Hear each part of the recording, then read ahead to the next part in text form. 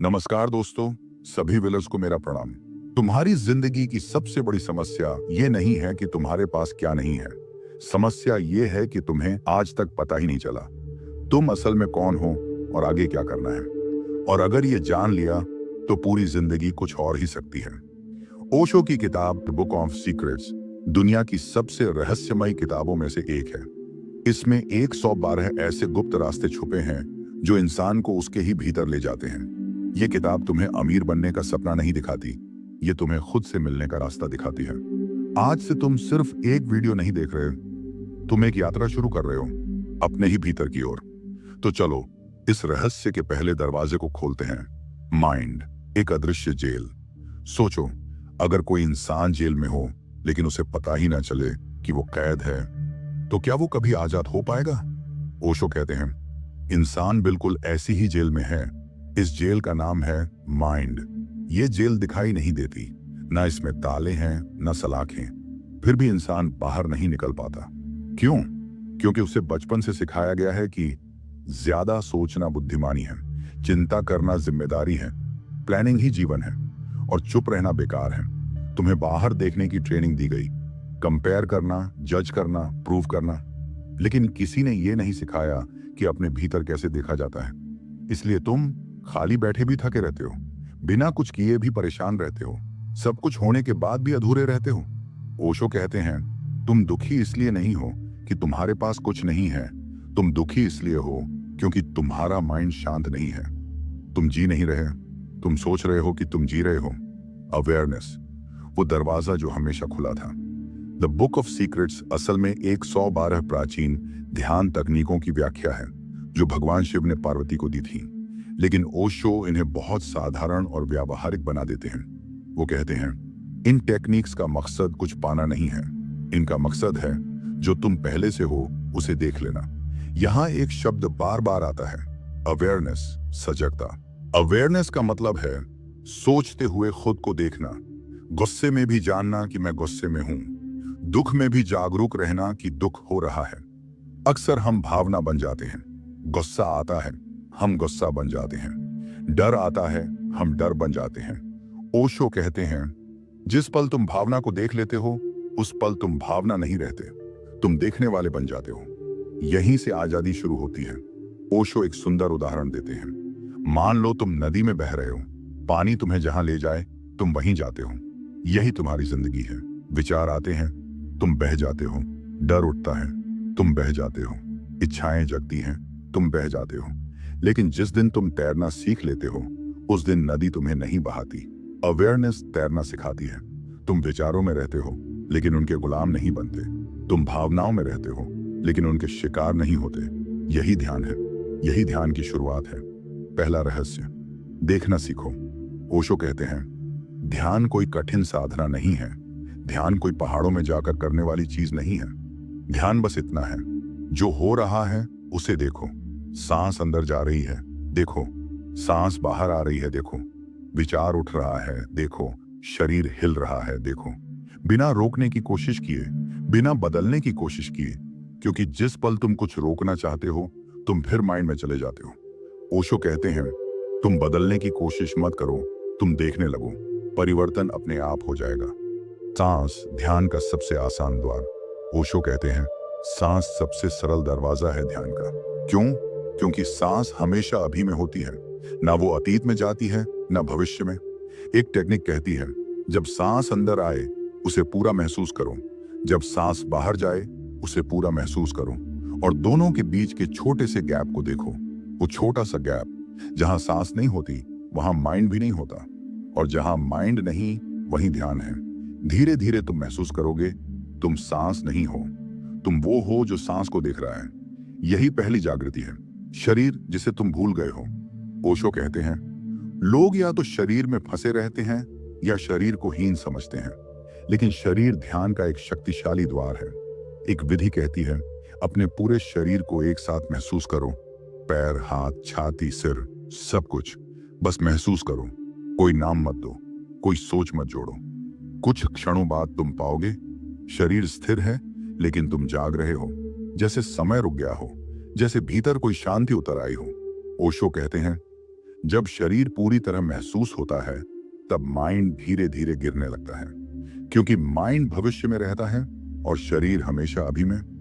यहीं से the book of secrets तुम्हें बाहर से भीतर की ओर मोड़ना शुरू करती है। लेकिन ये तो सिर्फ शुरुआत है। जब इंसान सांस, शरीर और अवेयरनेस से जुड़ता है तब उसके भीतर एक गहरी ऊर्जा जागने लगती है, जो उसके सोचने, जीने और महसूस करने का तरीका ही बदल देती है। और यहीं से यात्रा और गहरी होने वाली है। अब तक तुमने जाना कि माइंड एक जेल है, अवेयरनेस उसका दरवाजा है और सांस और शरीर तुम्हें अभी में लौटाते हैं। लेकिन जैसे जैसे इंसान देखने लगता है उसके भीतर एक नई शक्ति जागती है, ऊर्जा। ओशो कहते हैं तुम्हारे भीतर एक ऐसी शक्ति है जिसका तुम्हें अंदाजा भी नहीं। तुम उसे थकान समझते हो, कमजोरी समझते हो, लेकिन वही शक्ति जाग सकती है और तुम्हें भीतर से बदल सकती है। भावनाएं जिन्हें तुम दबाते रहे। आमतौर पर तुम भावनाओं के साथ दो ही काम करते हो, या तो उन्हें दबा देते हो, गुस्सा मत करो, रोना मत, डरना कमजोरी है, या फिर उनमें पूरी तरह बह जाते हो। गुस्से में टूट जाते हो, दुख में डूब जाते हो, डर में सिकुड़ जाते हो। ओशो तीसरा रास्ता देते हैं, देखते हुए महसूस करना।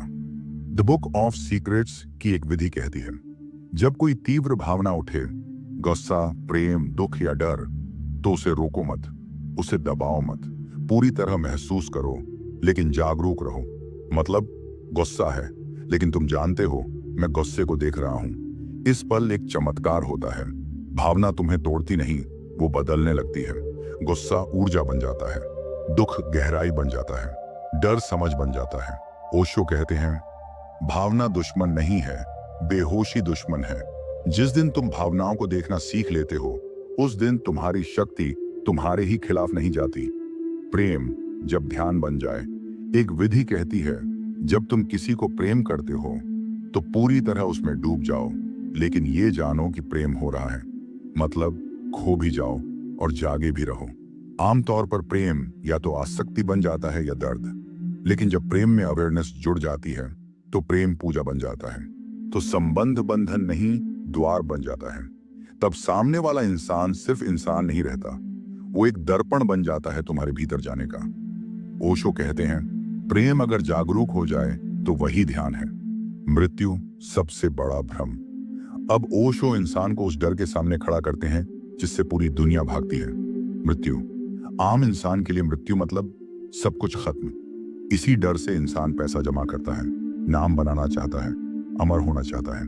लेकिन ओशो कहते हैं मृत्यु कभी होती ही नहीं। जो मरता है वो शरीर है, जो बदलता है वो रूप है, लेकिन जो देख रहा है वो कभी पैदा नहीं हुआ तो वो मर भी नहीं सकता। ओशो कहते हैं तुम शरीर नहीं हो, तुम मन नहीं हो, तुम वो हो जो इन दोनों को देख रहा है। मृत्यु ध्यान, खुद को मरते हुए देखना। शांत बैठो, आंखें बंद करो, कल्पना करो शरीर गिर गया है, सांस रुक गई है, लोग तुम्हारे चारों ओर खड़े हैं, तुम मर चुके हो। अब देखो शरीर पड़ा है लेकिन तुम उसे देख रहे हो। मतलब क्या? मतलब तुम वो नहीं हो जो पड़ा है, तुम वो हो जो देख रहा है। जिस दिन यह अनुभव सिर्फ विचार नहीं, अनुभूति बन गया, उस दिन मृत्यु तुम्हारी दुश्मन नहीं रहती, वो एक द्वार बन जाती है। और जो मृत्यु से मुक्त हो गया वो जीवन से भी मुक्त हो गया। फिर वो किसी से डरता नहीं, किसी को साबित नहीं करता, किसी तुलना में नहीं जीता और किसी अंत की चिंता नहीं करता। वो पहली बार पूरी तरह जीता है। डर की जड़। ओशो कहते हैं हर डर की जड़ एक ही है, मैं कहीं खो ना जाऊं। लेकिन ये मैं है कौन? अगर तुम शरीर हो तो मृत्यु डरावनी है, अगर तुम नाम हो तो भुला दिया जाना डरावना है, अगर तुम ईगो हो तो हार डरावनी है। लेकिन अगर तुम वो हो जो सब कुछ देख रहा है तो डर किस बात का? ओशो कहते हैं डर ईगो की छाया है। जहां ईगो गिरता है वहां डर भी गिर जाता है। और ईगो गिरता है सिर्फ एक चीज से, अवेयरनेस। अंतिम रहस्य पूरी डेड बुक ऑफ सीक्रेट्स असल में एक ही बात सिखाती है। तुम बाहर खोज रहे हो उस चीज को जो तुम पहले से हो। तुम शांति खोजते हो लेकिन तुम ही शांति हो। तुम आनंद खोजते हो लेकिन तुम ही आनंद हो। तुम सत्य खोजते हो लेकिन तुम ही सत्य हो। ओशो कहते हैं खोज छोड़ दो, देखना शुरू करो। जो तुम ढूंढ रहे हो वही तुम हो। जिस दिन तुम अपने विचारों को देख लेते हो, भावनाओं को देख लेते हो, शरीर को देख लेते हो, और जान लेते हो कि मैं इन्हें देख रहा हूं, उस दिन तुम जागते हो। और जागा हुआ इंसान फिर कभी भीड़ का हिस्सा नहीं बनता। वो दुनिया में रहता है, लेकिन दुनिया जैसा नहीं होता। तुम बाहर बहुत कुछ बन गए, स्टूडेंट, स्ट्रगलर, अर्नर, थिंकर, लेकिन तुम खुद से कभी नहीं मिले। ओशो कहते हैं, जो तुम्हें देख रहा है वही तुम हो। ना ये शरीर, ना ये विचार, ना ये डर। जिस दिन तुम देखने वाले बन गए, उस दिन तुम्हारा असली जन्म हुआ। और जो जाग गया, वो फिर कभी भीड़ का हिस्सा नहीं बनता, क्योंकि अब वो जान चुका है। वो वही है जिसे वो खोज रहा था। अगर ये यात्रा तुम्हारे भीतर कुछ हिला गई हो, अगर कहीं तुम्हें खुद की एक झलक मिली हो, तो इस चैनल को सब्सक्राइब करो, क्योंकि यहाँ हम सिर्फ वीडियो नहीं बनाते, हम खुद से मिलने की यात्रा करते हैं। और याद रखना, बदलना नहीं है, बस देखना सीखना है, क्योंकि देखते ही सब कुछ बदल जाता है। धन्यवाद।